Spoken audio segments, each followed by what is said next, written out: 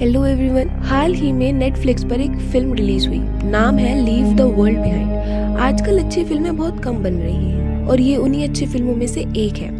कहानी कुछ इस तरह से है कि एक परिवार न्यूयॉर्क के लॉन्ग आइलैंड पर छुट्टियां बिताने जाता है और अगले ही दिन सब कुछ बदल गया। सिर्फ उनके लिए नहीं बल्कि करोड़ों लोगों के लिए। ये कहना भी गलत नहीं होगा कि जिस दुनिया को वो जानते थे वो बिल्कुल उलट जाती है। फिल्म में काफी कुछ राज रखा गया है जो हमें उलझन में डाल देता है। हमें ये पूरी कहानी बस कुछ लोगों के नजरिए से दिखाई जा रही है, बल्कि हम ऑडियंस को भी ऐसे ट्रीट किया गया है जैसे हम इसी कहानी का कोई हिस्सा है। चलिए आगे देखते हैं कि क्या है इस फिल्म में। शुरुआत होती है तो हमें सबसे पहले पृथ्वी दिखाई जाती है और फिर अमेरिका, जहाँ सूरज उग रहा था। एक आम दिन से ही सब कुछ शुरू हुआ। अब हम कहानी के अंत तक एक परिवार से जुड़े रहेंगे, क्ले सैनफोर्ड का परिवार, जिसमें उसकी पत्नी एमेंडा और 2 बच्चे रोज और आर्ची हैं। इन लोगों के बारे में जानना जरूरी है। क्ले प्रोफेसर है, न्यूयॉर्क के एक यूनिवर्सिटी में पढ़ाता है। वो बहुत शांत इंसान है और गुस्सा जल्दी नहीं आता। वो अपनी पत्नी और बच्चों से बहुत प्यार करता है, मगर एमेंडा बहुत गुस्सैल है और लोगों से नफरत करने वाली औरत है। चिड़चिड़ापन, लोगों से बदतमीजी करना, लोगों पर शक करना और जल्दी गुस्सा आना, ये सभी अच्छी बातें एमेंडा में थी। वो एक एडवर्टाइजमेंट कंपनी में काम करती थी। उनकी छोटी बेटी रोज एक मासूम सी बच्ची है जो आजकल फ्रेंड्स सीरीज का लास्ट सीजन देख रही है। आर्चीज बड़ा है और प्यूबर्टी के लेवल पर है, इसीलिए उसमें कुछ गलत बातें हैं और अक्सर वो अपनी बहन को तंग करता रहता है। बाकी ये साधारण सा परिवार है। तो आज के दिन जब क्ले की आंख खुलती है, एमेंडा पहले ही जाग चुकी थी और वो आज थोड़ी अलग थी। क्ले से कहती है कि आज सुबह जब मैं जागी, खिड़की के बाहर देखा लोगों को, तो मेरे मन में ख्याल आया कि क्यों ना हम छुट्टी पर चले। इसीलिए मैंने लॉन्ग आइलैंड पर एक घर बुक किया है। हम वहीं जाने वाले हैं और तुम्हें इसलिए नहीं बताया कि अगर मैं बुकिंग करूं तो तुम मुझे मना नहीं कर सकोगे। बेचारा क्ले क्या कहता, वो मान जाता है।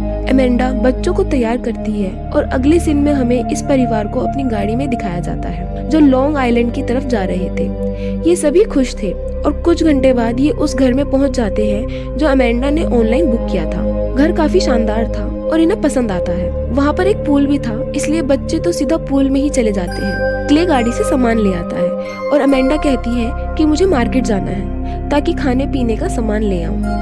और वो खुशी खुशी मार्केट जाती है और अपनी जरूरत का सारा सामान ले आती है। और जब वो गाड़ी में सामान रख रही थी तो वो एक आदमी को देखती है जिसने बहुत सारा पानी और खाने का सामान खरीदा हुआ था। ये बहुत ज्यादा था किसी एक परिवार के लिए, मानो जैसे दुनिया का अंत होने वाला है और वो अपने आप को इसके लिए तैयार कर रहा है। फिर एमेंडा को भी थोड़ा अजीब लगता है, मगर वो उसे नजरअंदाज करते हुए वापस अपने घर आती है। क्ले स्मोकिंग करता था, मगर एमेंडा जैसी पत्नी के डर से बेचारे ने स्मोकिंग छोड़ दी थी। अब ये छुट्टियां थी तो एमेंडा खुद ही उसे एक सिगरेट का पैकेट लाकर देती है और कहती है कि यहाँ तुम स्मोक कर सकते हो, मगर बच्चों के सामने नहीं। वो दोनों एक दूसरे के साथ अच्छा समय बिताते हैं और फिर तैयारी करने के बाद ये लोग बीच पर चले गए। वहाँ पर शांति के साथ अपना समय बिताते हैं। मगर जब ये लोग बीच पर जाते हैं तो इन्हें समुद्र में एक जहाज दिखता है। इन लोगों को लगता है कि वो अपना रास्ता बदल लेगा। क्ले का कहना था कि मैंने सुना है यहाँ पर काफी सारे बंदरगाह हैं। 1-2 घंटे बाद भी ये शिप वहाँ पर ही था,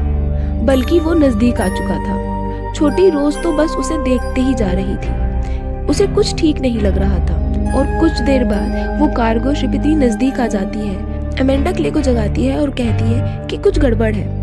वो शिप रुकने का नाम ही नहीं ले रही थी। क्ले सबको यहाँ से भागने के लिए कहता है। बीच पर हंगामा मच गया।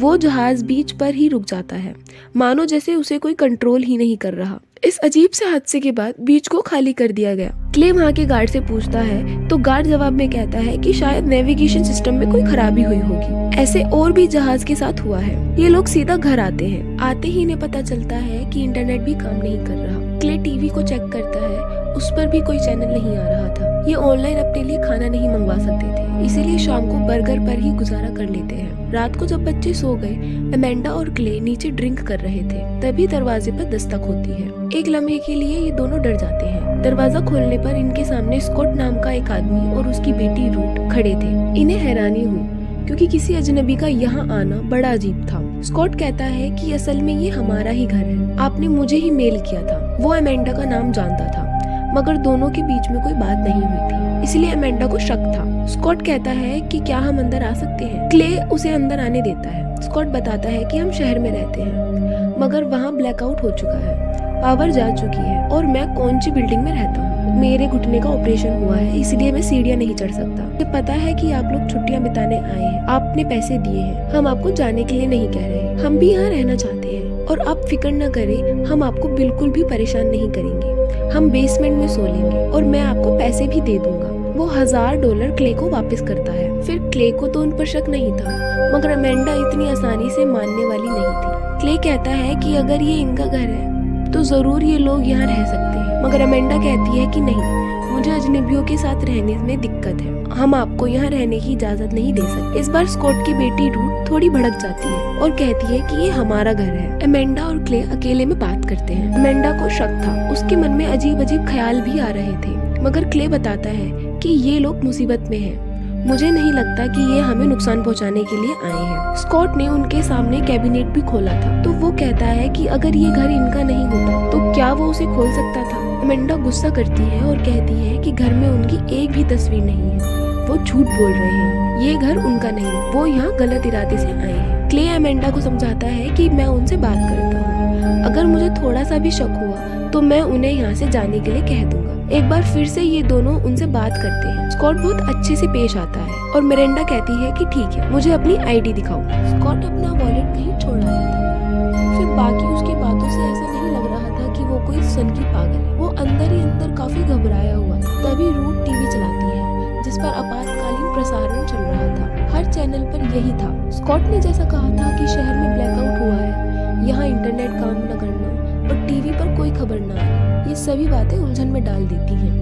फिर एक बात तो साबित हो गई है कि सच में कोई ना कोई गड़बड़ है, इसलिए स्कॉट और उसकी बेटी को वहाँ पर रहने दिया जाता है। रूथ गुस्से में होती है और कहती है कि हम अपने ही घर में नौकरों की तरह रह रहे हैं, कल क्या ये हमसे झाड़ू भी लगवाएंगे। सिर्फ स्कॉट को अंदाजा था कि क्या हुआ है, मतलब उसे शक। दरअसल स्कॉट साइबर सिक्योरिटी में था और अगली सुबह रोज अपनी माँ को जगाती और कहती है कि मुझे फ्रेंड सीरीज का आखिरी एपिसोड देखना है, इंटरनेट काम नहीं कर रहा, आप कुछ करें इस बारे में। उसके जाने के बाद अमेंडा जैसे ही अपना फोन देखती है तो उसे कुछ न्यूज अलर्ट आती है। जैसे ही वो उन्हें क्ले को दिखाती है वो गायब हो जाती है। फिर क्ले कहता है कि शायद किसी ने सब कुछ हैक कर लिया है, मगर अमेंडा को सिर्फ एक ही बात की फिक्र थी कि उनके घर में 2 अजनबी हैं। कॉफी पीने के बाद क्ले अमेंडा से कहता है कि मैं मार्केट जा रहा हूँ, शायद वहाँ कोई मुझे बता सके कि ये सब क्या हो रहा है। रूथ और स्कॉट जागते हैं और वो पूछते हैं कि क्ले कहाँ है। उनके पूछने पर अमेंडा बताती है कि वो मार्केट गए हैं। अमेंडा उन्हें न्यूज अलर्ट के बारे में भी बताती है। ये सुनने के बाद स्कॉट थोड़ा सा चौंक जाता है। अमेंडा पूछती है कि क्या हालात बेकाबू हो रहे हैं, तो स्कॉट मुस्कुराता है और कहता है कि नहीं, मुझे यकीन है कि सब कुछ ठीक हो जाएगा।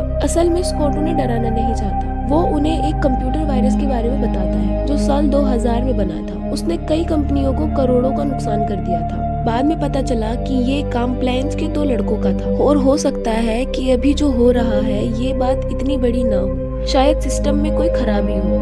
हमें ज्यादा इसके बारे में सोचना नहीं चाहिए। चाहे स्कॉट उन्हें हिम्मत ही क्यों ना दे रहा हो, मगर हालात बता रहे थे कि कुछ ठीक नहीं है। स्कॉट की पत्नी और रूथ की माँ प्लेन से कहीं जा रही थी, तो स्कॉट को उनकी भी चिंता थी क्योंकि सारे सिस्टम तो काम नहीं कर रहे थे। रोज जब बाहर बैठी होती है तो उसे ढेर सारे हिरन दिखाई देते हैं जो सैकड़ों की तादाद में होते हैं। ये होना काफी अजीब था क्योंकि जानवर ऐसा बर्ताव नहीं करते। फिर स्कॉट अपने एक पड़ोसी के घर जाने के लिए निकल जाता है। घर का बुरा हाल था, सामान बिखरा पड़ा था और कोई था भी नहीं। यही क्ले जब रास्ते में जा रहा होता है तो जीपीएस काम ना करने की वजह से वो रास्ता भटक जाता है। वो काफी घबरा जाता है। उसे रास्ते में एक घबराई हुई औरत भी नजर आती है जो स्पेनिश में बात कर रही थी।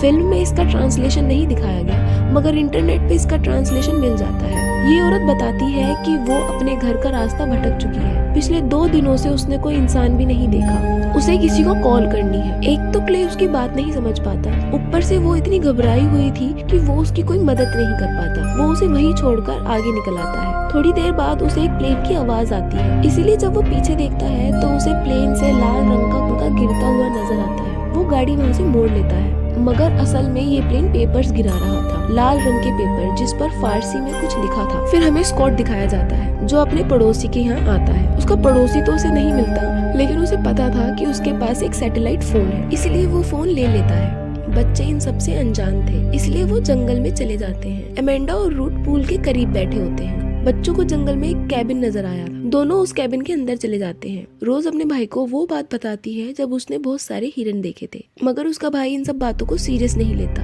बल्कि उसे डराने के लिए वो एक कहानी सुनाता है। और जब वो दोनों वहाँ से वापस जा रहे होते हैं तो एक कीड़ा आर्ची को काट लेता है। स्कॉट सैटेलाइट फोन को ट्राई करता है, मगर वो काम नहीं करता। और कुछ देर पहले हमें अंतरिक्ष में दिखाया जाता है कि अमेरिका की सैटेलाइट अपनी दिशा बदल लेती है। शायद यही वजह है कि स्कॉट के हाथ में जो फोन था वो काम नहीं कर रहा। वो बीच पर चला जाता है जहाँ समुद्र के किनारे एक प्लेन क्रैश हो चुका था और हर तरफ दिल दहला देने वाला मंजर था। हर तरफ लाश ही लाश थी। अजीब था कि यहाँ कोई जिंदा नहीं, कम से कम जख्मी तो होना ही चाहिए था। तभी स्कॉट को एक और प्लेन दिखता है जो सीधा उसकी ओर आ रहा था। स्कॉट समझ जाता है कि ये प्लेन भी क्रैश होने वाला है। स्कॉट अपनी जान बचाकर वहाँ से भागने लगा और प्लेन सीधा समुद्र के किनारे क्रैश हो जाता है। पानी की एक बड़ी लहर की वजह से स्कॉट गीला हो गया था। ये सब अपनी आंखों से देखने के बाद वो समझ गया था कि हालात सच में अब काबू से बाहर है और वो घर आता है, मगर अपनी बेटी को सच नहीं बताता कि उसने एक प्लेन को क्रैश होते हुए देखा।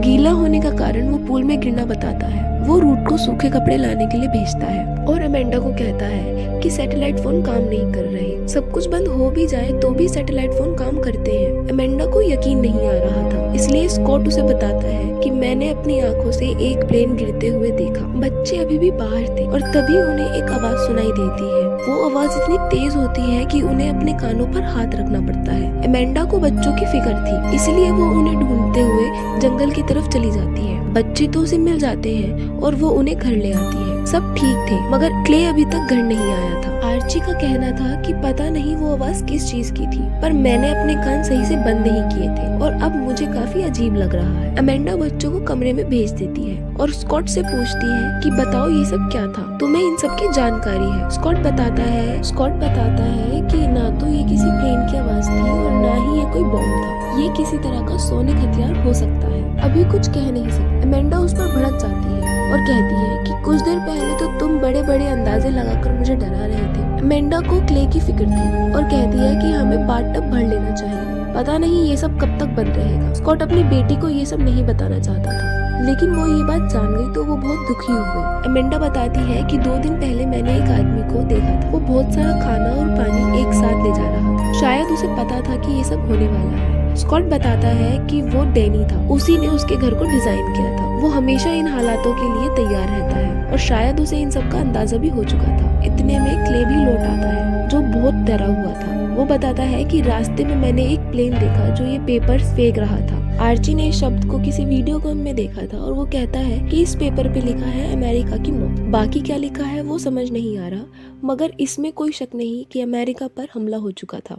किसने किया पता नहीं, मगर हालात ठीक नहीं थे। जान बचाने के लिए क्ले और अमेंडा अपने बच्चों के साथ वापस शहर जाने का फैसला करते हैं। स्कॉट उन्हें सलाह देता है कि ऐसा मत करो, शहर के हालात बदतर होंगे, तुम लोगों को यहीं रुकना चाहिए, यहाँ सुरक्षित हो। अमेंडा और क्ले उसकी बात नहीं मानते और वो हाईवे के लिए निकल जाते हैं, मगर वहाँ ढेर सारी टेस्ला कार जो ब्रांड न्यू होती हैं, एक दूसरे से टकरा चुकी थी। उन्होंने रास्ता ब्लॉक कर दिया था, उसमें कोई भी नहीं था, वो ऑटो मोड पर थी। इन गाड़ियों की वजह से पूरा रास्ता ब्लॉक। अमेंडा को समझ में आ जाता है कि इनके सिस्टम में गड़बड़ी की वजह से ये यहाँ पर आकर रुकती है। वो जल्दी से गाड़ी में बैठ गई क्योंकि और भी कार इस तरफ आ रही थी। वो खुद को बचा लेते हैं और अब कोई और चारा ना होने की वजह से वो वापस से स्कॉट के घर में आते हैं। सभी लोग काफी परेशान थे। अमेंडा के कहने पर क्ले बाथटब में पानी भरने के लिए चला जाता है और रूट उसके पास आती है और पूछती है कि क्या आप मेरे साथ स्मोक करेंगे। दोनों ही टेंशन में होते हैं, इसलिए वो दोनों स्मोक करते हैं। बच्चे अपने कमरे में होते हैं। अमेंडा और स्टोक के बीच में बातें होती हैं, जिसमें स्टोक बताता है कि वो अपने क्लाइंट से मिला था जो बड़े बड़े प्रोजेक्ट पर काम करता है। कुछ दिनों पहले मैंने उसे बहुत बड़ी अमाउंट ट्रांसफर की। बड़े लोगों को ऐसे खतरे की खबर पहले ही मिल जाती है। वो जानता था इस बारे में। उसने बस मुझसे इतना कहा कि तुम अपना ख्याल रखना।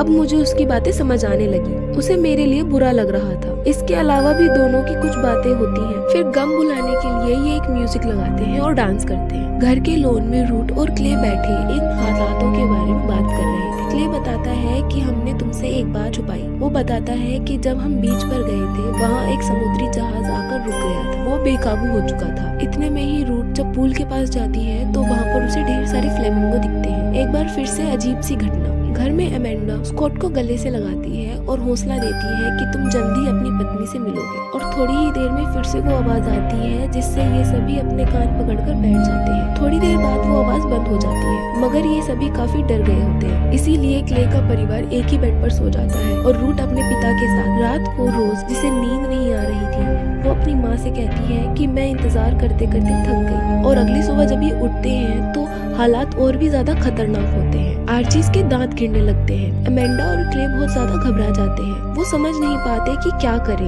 ये क्या हो रहा है, और वो किसी को मदद करने के लिए कॉल भी नहीं कर सकते। रोज भी कहीं चली गई थी, इन्हें मिल नहीं रही थी। स्कॉट बताता है कि वो आदमी जो तुमने पार्किंग लॉट में देखा था वो यहाँ पास में ही रहता है। मुझे यकीन है कि उसके पास काफी सामान है और वो हमारी मदद कर सकता है, और हो सकता है कि उसके पास आर्चीज के लिए भी कोई मेडिसिन हो। रूट अपने पिता से नाराज थी क्योंकि वो उसे छोड़कर दूसरों की मदद कर रहा था, मगर स्कॉट वादा करता है कि वो 1 घंटे में लौट आएगा। आर्ची को लिए स्कॉट और क्ले डैनी के घर जाते और ये दरवाजे पे दस्तक देते हैं। तो डैनी हाथ में गन लिए इन दोनों से कहता है कि वहाँ दूर अपनी गाड़ी के साथ खड़े रहो, फिर बात करेंगे। स्कॉट हैरान होता है क्योंकि डैनी उसका दोस्त हुआ करता था और अब वो पूरी तरह से बदल चुका था, मानो जैसे जिंदा रहने के लिए एक जंग शुरू हो चुकी हो। स्कॉट उससे मदद मांगता है। क्ले बताता है कि मेरे बेटे को कुछ हो गया है, वो उल्टी कर रहा है और उसके दांत भी गिर रहे हैं। डैनी बताता है कि दांत गिरना कोई बड़ी बात नहीं है, ये और भी जगह हो चुका है। ये तेज आवाज जो बार बार सुनाई देती है ये सीधा दिमाग पर असर करती है। मैं तुम्हारी कोई मदद नहीं कर सकता, चलो जाओ यहाँ से। बल्कि मैं तो हैरान हूँ कि तुम लोग यहाँ अपने घरों से निकलकर कैसे आए। स्कॉट पूछता है कि ये तुम कैसी बातें कर रहे हो, हम दोनों दोस्त हैं। डैनी कहता है कि वो सब पुरानी बातें हैं, अब हालात बदल चुके हैं, हम पर हमला हो चुका है, ये एक युद्ध है और मुझे जो सही लगता है मैं वही करूँगा। मुझे अपने परिवार को सुरक्षित रखना है और तुम्हें भी। क्ले कहता है कि भला हम कहाँ जाएं, कौन हमारी मदद करेगा। स्कॉट और डैनी के बीच में बहस हो जाती है और दोनों एक दूसरे के ऊपर बंदूक तान लेते हैं, लेकिन क्ले उन दोनों के बीच में आता है और उन दोनों को समझाता है। क्ले डैनी से विनती करता है कि प्लीज हमारी मदद करो, मेरी जगह आप होते तो क्या करते, मैं पैसे भी देने को तैयार हूँ।